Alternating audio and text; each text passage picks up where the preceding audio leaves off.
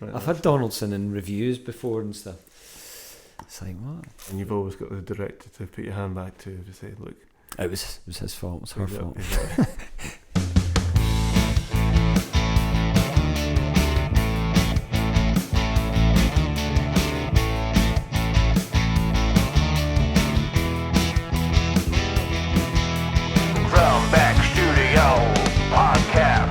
Hello, I'm Michael Lumbey and welcome back to Drumbeg Studio Podcast for this second season. How are we doing? Are we doing alright? I hope we're doing well. It's great to be back. I'm loving this, I have to say. While I have been off air, I have been very busy gathering loads of interviews. We've got some fantastic guests lined up for this new second season, plus some great music as well, I have to say. In this week's show, we're going to be chatting to actor Ewan Donald. We will also have music from Jed Gillies and After Party. But getting this new season off to a flyer, this is Ivory Caves with their latest single, Sometimes.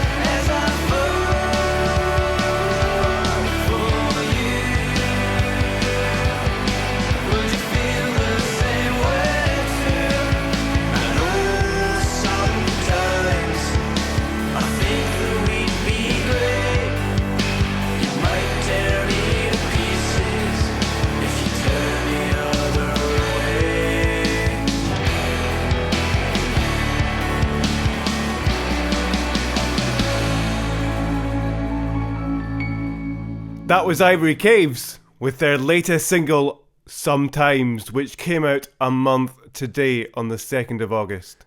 And in that time, this song has had over 500, to be exact, 587 streams, which is incredible in that month. Well, thanks again, guys, for getting that song on my show, and all the best. I can see this one going very, very far. I'm loving it. Now it's time to meet this week's special guest. This week's special guest is actor Ewan Donald. Ewan, welcome to the show. Pleasure to be here. It's good to have you. I hope you're well. Yeah, great. Enjoying this sort of balmy weather. I know, right? It's what we call humid, or what's the other word we use here? Muggy. It's muggy. It is a bit muggy, but we shouldn't complain, should we? No. Well, this will go out in September and it'll probably be raining by then. Probably. So, what was life like growing up, and when did you have a dream of what you wanted to be when you were young? Yeah, but nothing to do with this. No, I wanted to be a footballer. Oh, did you? Yeah, I did actually, and then I realised I was okay at it, but I don't think it would. I mean, it's funny because there's a real comparison in my head with football and acting, because they're both really tough professions to get into. Yes, I'd say sports is probably harder, that's much more competitive. So I thought, I'd become a footballer. Then I realised, I was like, this is pretty. There's much better guys out there than me. So it wasn't the fact that you had two left feet or anything like that? No, I was alright actually. It was pretty handy. I was quite fast. I was a winger, and but in the back of my head, I was like, I loved football and footballers and stuff, and I guess the acting thing came a wee bit later. It wasn't like I'm going to give on that, I'll try acting. I guess it was just sort of forged. I liked kind of movies, and I wasn't really a big theatre goer. You would go to Panto and stuff like that, but but that was something that developed probably after I left school. Okay. Yeah. So I suppose my next question is, I suppose, at what point in the life did you really start to take a strong interest in acting? And that would have been just once you left school, yeah? Yeah, I guess it was, I was kind of curious about it because I liked movies, and I was curious about this sort of transformative quality of how you get to that point and go, how did they do that? You know, and I was really curious. So I read I was more into the sort of theory of it. Okay. So I read all the sort of theory books before I did anything about it. I read, Uta Hagen and Stanislavski, and read biographies, and so I didn't do anything about it. So I read these books first, and I went, I think, I'm going to give that a go. So I went to college, my local college in Falkirk, where I grew up, and I went back to do my it's called Access to Drama and Communications 4. It was so I could build up credits for my higher English. Right. So I left school. I'd kind of mucked about a bit, and I was in a band and stuff like that. I was kind of really into music as well. So I thought, band maybe, or an actor, or we could maybe do something in the performing aspect. Because I played guitar and did a bit of singing and stuff. So I thought I'd try it. So I went back and did that, and I did this higher English course alongside a drama course, an NC drama. Okay. And there was me and two guys and loads of girls, which was fantastic. So I did that, and I kind of it was total chaos, the course. I mean, looking back into it now, but I had nothing to compare it to. I mean, it was like, it was just a total riot, but I was really serious about it, you know. And I kind of came out the back end of it when thinking, I think I like this. I like the whole kind of world of it. I like the theory of it. I like the research of it. I like the kind of scholarly aspect of it, as well as the performance aspect of it, and that transformative thing. I was like, I get accents and things like that. So I started to build up an interest in it, and then I went off, and then I did another course in Edinburgh. Then I went to drama school. Right. Yeah. Cool. That's a nice sort of journey then. That's just very early in your life, even still, yeah? Well, to be honest with you, I was, compared to a lot of people that were at college and drama school, I was a little bit older, because I never went to drama school till I was 23, 22, something like that. Yeah. So I had a few years of, chronologically, that's not quite correct. Yeah, I didn't get into drama school straight away, so I went travelling, like the usual thing you do. Yeah. So I did a bit of that, which was, they say to you when you go, it's like, you're not ready, so go away and travel. And I'm like, you tell me what to do. No, but it was, you've got to kind of want to go to drama school. I think people can think they just sort of fall into it, but it's so competitive. Especially the bigger schools, like RADA and RCS and all that. And so I just was like, I'll just do that speech, and I had no idea what I was doing. I did like Shylock from Merchant of Venice, and he's in his 50s, and I was like, is he in his 50s? All right, okay. It's like, hath not a Jew eyes, it's like, do you know how old this character is? It's my age? No, he's not. So it's like, do you know what I mean? I think I had to properly engage with the process. You can't go into these sort of auditions half-cocked, can you? You've got to go in with the passion of... Yeah, I think so, and I had no discernible talent. I think I had to work, which I've had to, and I'm not just saying this, but I had to work much harder. A lot of people can wing it, and I think a lot of people have got just natural ability, natural talent. But I kind of really had to work hard at that. I think I maybe could, because I just realised that I can't wing this. Yes. Because I've just not got the charisma to do it. So I thought, I'm really going to have to work hard at this, like you would do a trade. Yes. Or a skill, of any kind. So I kind of just grafted away and practiced loads and read plays and went to see things, opened up my eyes a little bit more, and thought, I'm going to come back. And when I came back, I was ready for it. I was a bit more confident and stuff. So I did that for 3 years. Yeah. Good for you. I know. We're going to be catching up with Ewan just in a bit, but it's time for some more music. This is Jed Gillies' latest single, The Looking.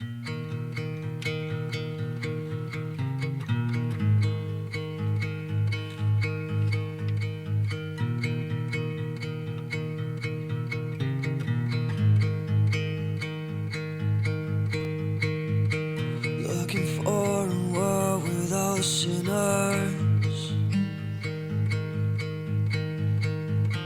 Looking for a world that's full of virtues.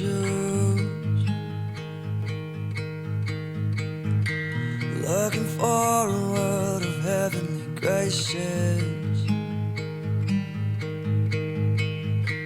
Looking for the world. Looking for a hand that doesn't tremor.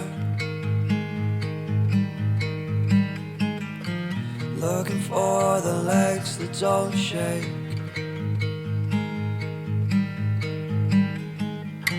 Looking for a throat that likes to swallow. Looking for the world. And who knows how much you suffer, and who knows how much he cares, and who knows what's in the future, and who knows what's in my prayers.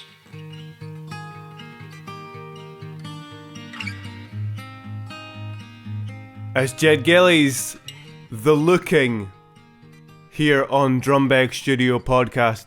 That song by Jed came out on the 13th of August and can be found, the full song can be found on Spotify. Now we turn back to our special guest, actor Ewan Donald, today. So you studied at Queen Margaret. I did. In Edinburgh. Mm-hmm. What were your immediate plans after you graduated from there? Well, I mean, like everyone else on the course, you just wanted to get a job or an agent. I think the first thing was get an agent, and the pressure is pretty intense because you do your showcase, and I didn't get an agent. You go to London, you think that's it, and you do these scenes, which it's pretty horrible, really. And then some people get really good agents, and some people don't, and it's like the end of the world if you don't. Yes. But I just want to make it really clear it's really not, because a lot of people.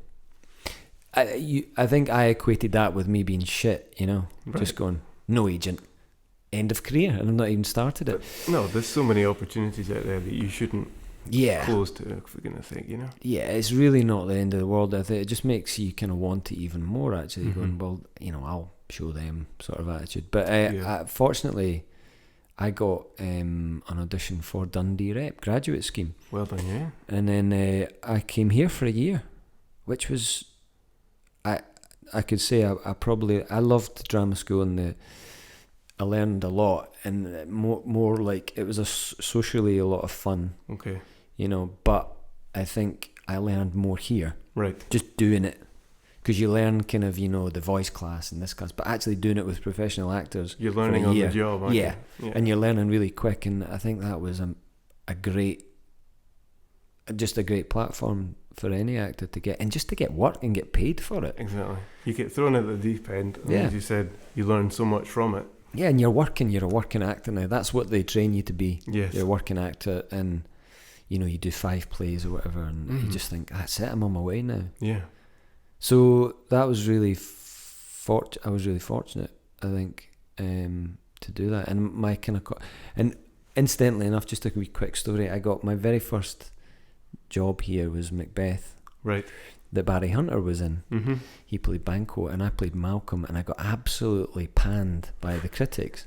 Oh, Very first professional job by like 3 different critics, and I remember Dominic Hill, who was the artistic director at the time, along with James Brining. Mm-hmm. He pulled me into his office and said, "Look, you probably read the reviews," and I was like, "Yeah, look, you can do one or two things. You can let it affect you.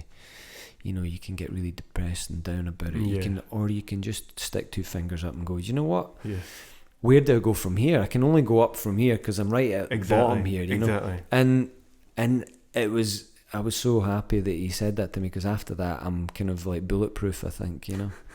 And that was my first show, so after that I couldn't care less what people thought of me, you know. No, exactly, yeah. And I think so it was actually, I'm glad it happened, you know, because I don't really pay much attention to them, to be honest, you know. And I'm not just saying that to be, it's like not sour grapes in, but I was like, I'm glad it happened, because it actually eventually gave me more confidence. Exactly. Weirdly, because I was like, no, that's, you know, it's one person's viewpoint. And I knew that I had to work on stuff that they mentioned. Mm-hmm. You know, it was things to do with my voice and that. So, but Dominic, he helped me get past that. And I think it's important, because it could have crushed my confidence. And I could have just went away and went, but I thought it was like, you could have done and started the football dream again. Yeah, and went back to the football. So looking over the roles that you've played, what's your favourite one? I know that's a hard question. But. Yeah, there's been a lot of good ones, especially being up here. You get to, because I'm part of the ensemble, and you get to do lots of great different roles. I would say the one most recently that I love, that I've done, is Eddie in Gagarin Way. Right, yeah. I was lucky enough to see that. Yeah. That was very good. Aye, that was a real... I kind of miss him and all his psychotic brilliance. I guess the more extreme the character, the more fun you can have with it, because you just can take it as far until somebody goes, that's a bit much, Ewan, you know. And it's so well written. Yes. And it was just so much fun to do, and I don't really miss parts. I kind of move on to the next one, and that's it. But I just loved it, and it was a great company. Michael Moreland and young Ross Baxter and Barry Hunter, and Cora directing it, and Emily Winter assistant directing it, and there was lots of other great people on it. It was just great. It was just a great time and a great character, and I learned a bit of boxing as well. I did some boxing for training for it, and I got really into it. Like, I think what I used to think, you get into it and you think, how can I explore this physically? Which I'm always interested in. And it's an actor that I worked with, Takai Nazir, I was like, can you teach me some boxing? And it was absolutely brutal. And we did some but it really helped with the character. It was very front-footed, because I wanted him to be like a weapon, you know? Exactly, yeah. And and have this kind of like confidence in the way boxers stand and the way they are. So we did some boxing training and stuff, and that was great. Just off my own back. And I would say another character was Malcolm in, not Macbeth, but in Dunsinane. That's a sequel to Macbeth that's written in prose. David Gregg I did that a few years ago. Right. And that was a brilliant part. He's another complete monster. So I like playing those characters.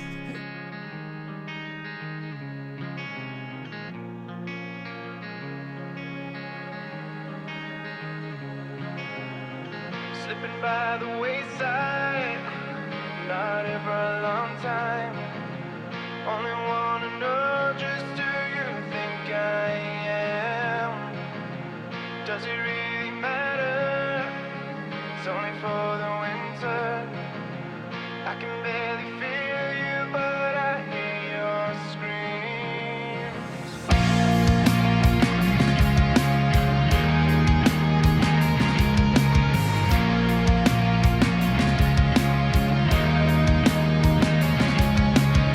The light is slowly dying, when the stopped is crying.